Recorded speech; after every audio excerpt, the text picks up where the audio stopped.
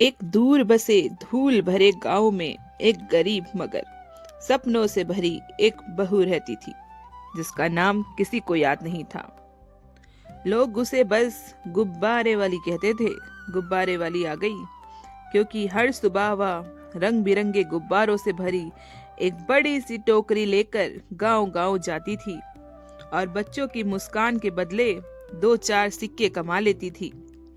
उस गुब्बारों में जैसे उसकी अपनी टूटी हुई उम्मीद भरी होती थी।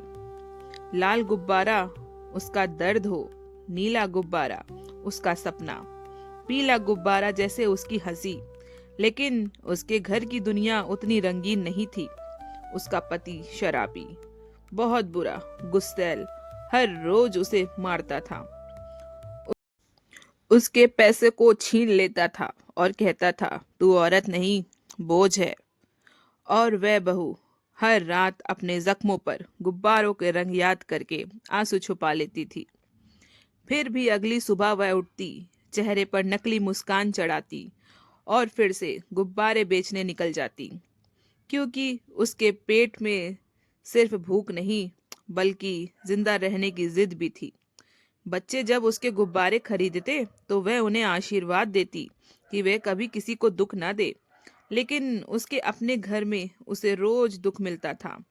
एक दिन पति ने उसे इतना मारा कि बेचारी बेहोश हो गई। गांव वालों ने देखा पर किसी ने आवाज नहीं उठाई, क्योंकि औरत की चीख यहाँ हवा में ही खो जाती थी। लेकिन उसी रात जब वह टूटी हुई बहू अपने खून से सने कपड़ों में बैठी थी, उसने पहली बार भगवान से रोकर नहीं बल्कि गुस्से में पूछा, क्या मेरी किस्मत सिर्फ यही है? और उसी क्षण उसके भीतर कुछ बदल गया हो। अगले दिन वह फिर गुब्बारे लेकर निकली, लेकिन इस बार वह सिर्फ बेचने नहीं बल्कि अपने लिए एक रास्ता ढूंढने निकली थी। वह दूर के कस्बों तक गई, मेलों में गई, शहरों के बाहर खड़ी हुई।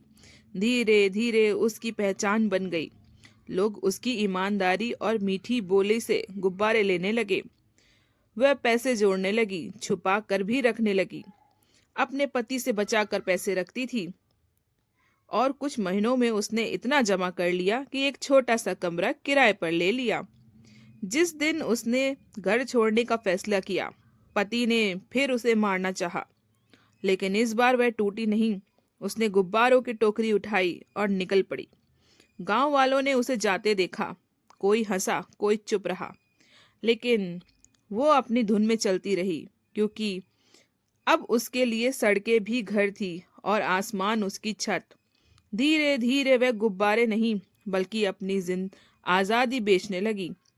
उसने कुछ और औरतों को भी अपने साथ जोड़ लिया जो मार खाती थी। सबने मिलकर एक छोटी सी दुकान खोली, जहां रंग बिरंगे गुब्बारों के साथ उनकी उम्मीदें भी बिकने लगी। और सालों बाद जब उसका पति शराब में डूबा, अकेला और बीमार पड़ा था, वही बहू एक मजबूत औरत बनकर उसके सामने खड़ी थी।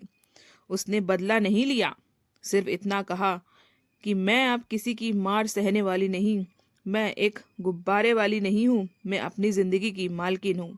और उस दिन आसमान में उड़े सैकड़ों गुब्बारों की तरह उसकी आत्मा भी आखिरकार आजाद हो गई। तो अगर आपको हमारी ये कहानी अच्छी लगे तो वीडियो को लाइक कीजिए और चैनल को सब्सक्राइब कीजिए।